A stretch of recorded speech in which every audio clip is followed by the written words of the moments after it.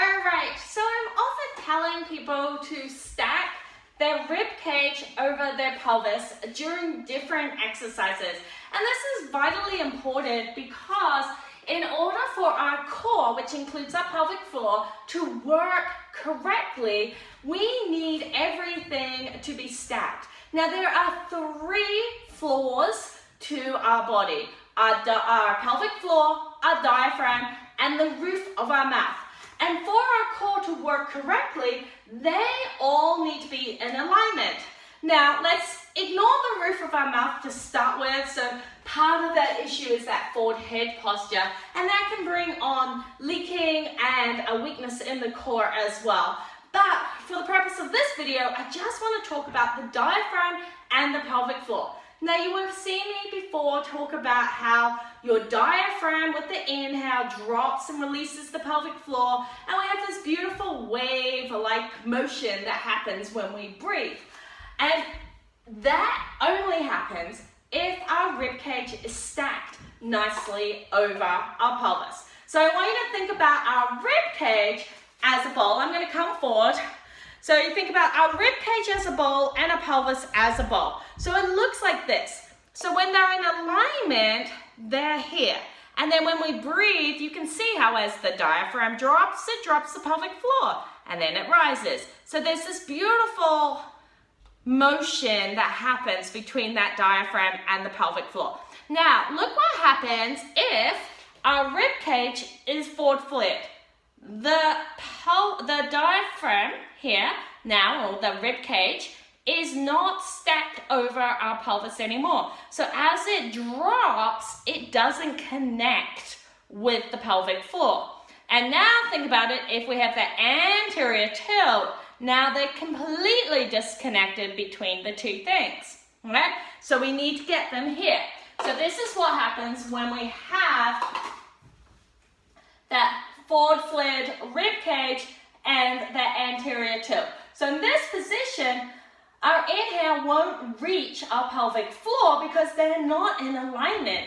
And we need to adjust to stack our rib cage over our pelvis. Now, one of the best tips I've had for this is to think about taking from our nipples. So we come from our nipple alignment and come straight down to that point on our rib cage, and then find the front of your hip bones.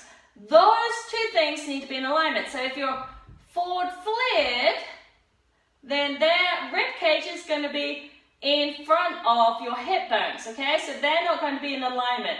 And what we need is we need to bring them back in alignment without gripping down or tucking under.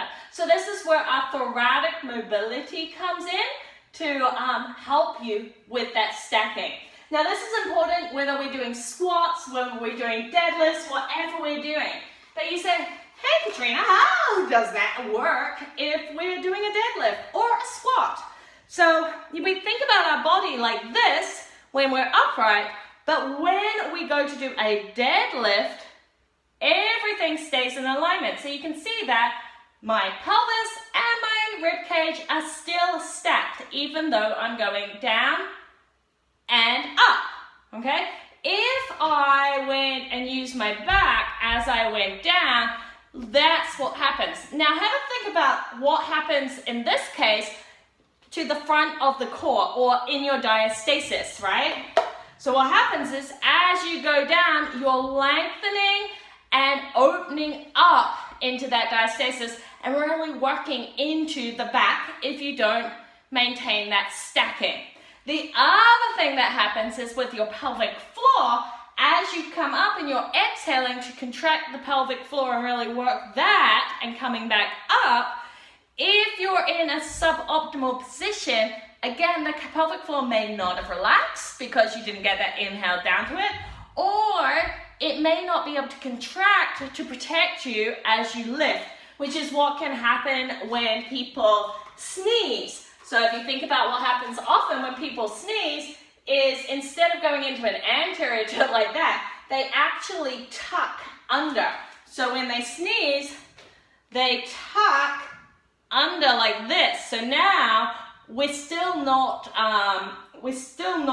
stacked, but our bum has tucked under, which actually opens up the pelvic floor, so that when you sneeze and that big exhale happens, your pelvic floor really it can't work correctly because you haven't stacked.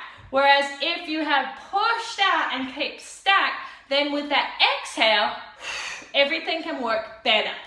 All right, so hopefully that helped with stacking your pelvis over your rib cage with the bowl example, and the tip, which is from your nipples down to the pointy part of your rib cage to your hip bones. They want to stay in alignment, whether you're squatting, lifting, deadlifting, whatever you're doing. One of the key things I see, especially with pelvic floor issues, is people tend to be great when they're standing static, and then as soon as they start walking, they thrust their rib cage, and their rib cage goes first. So to protect our pelvic floor, we need to think about walking by stacking. So pulling up long back of the neck.